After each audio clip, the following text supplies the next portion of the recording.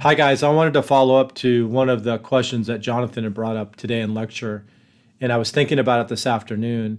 And I think his question was getting at, well, how do we know whether or not it's just being in the program, the type 2 diabetes program, or there's specific things about that type 2 diabetes program that's causing a change in fasting blood sugar?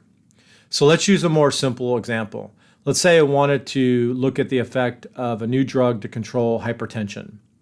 What I might do is randomly assign a group of subjects either to a treatment condition or a control condition. So I'd randomly assign them to the treatment group or the control group.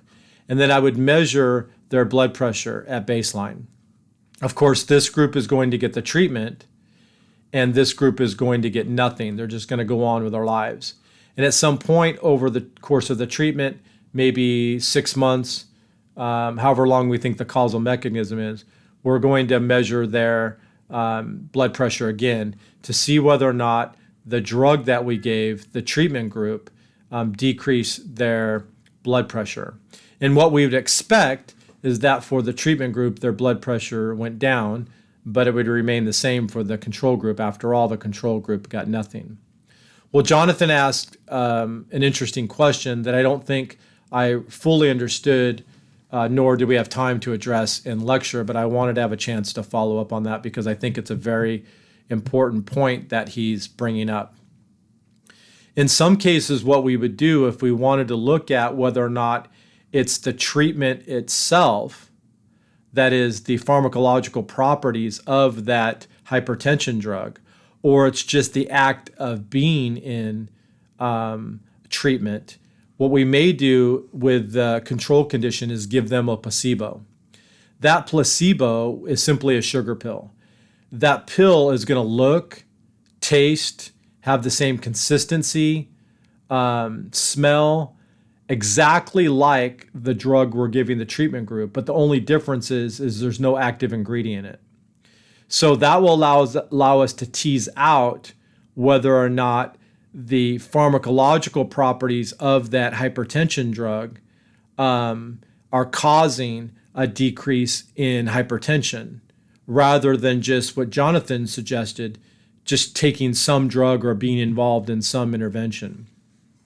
Likewise, there's a couple of other things that are often found in the medical literature.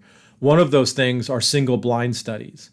In a single blind study, the subjects would not know whether they are actually in the treatment group or the control condition, the placebo condition. So the subjects wouldn't know. The researchers would know. Even the people giving out the medication, like the nurses or the physician assistant or the physician, they would know which group they're in. But it would be blind to the subjects participating in the study. That's called a single blind study. Other times, investigators will do double-blind studies. In a double-blind study, neither the subject or the researchers or the people giving the drug, like the physicians or the nurses, would know which group the subject's in. So in a double-blind study, neither the subject or the researcher, physician, would know whether or not the person's giving the placebo or the real drug or not. And that sometimes will help us control for like a testing effect or what's often called an expectancy effect. And that allows us to tease out whether or not it's the nature of that drug, like the chemical properties of that drug, or just being involved in some intervention at all. So by using that placebo, you can tease that out. Let me give you an example of one of my own studies. So in a couple of months, I'm going to be collecting data on an online drug prevention program. This is for kids that are in independent studies, so they don't physically go to a high school. They take school at home on their computer online. So I'm going to take a random sample of these independent study students in grades 9 through 12.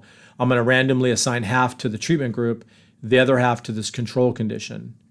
Well, one of the things I found out when planning this study is I can't just leave these kids in the control group to do nothing for 47 minutes during second period health class. So what I'm going to do is I'm going to give this group the online drug prevention program, the lessons that they're going to do online, and this group is actually going to go through a geography program. so that both of them are actively doing something during that 40-something minute period. So that'll allow me to have almost like a placebo where I'm comparing the group that's getting the drug prevention program to the group that's getting, let's say, a geography program. And by the way, I could make this placebo anything. I also entertain the idea of just having them take a typing class because I think people need to learn how to type well. So what we see here is the use of a placebo rather than a true control condition to look at what Jonathan was taking a look at. As always, if you have any questions, come by during my office hours. Hope you have a great week.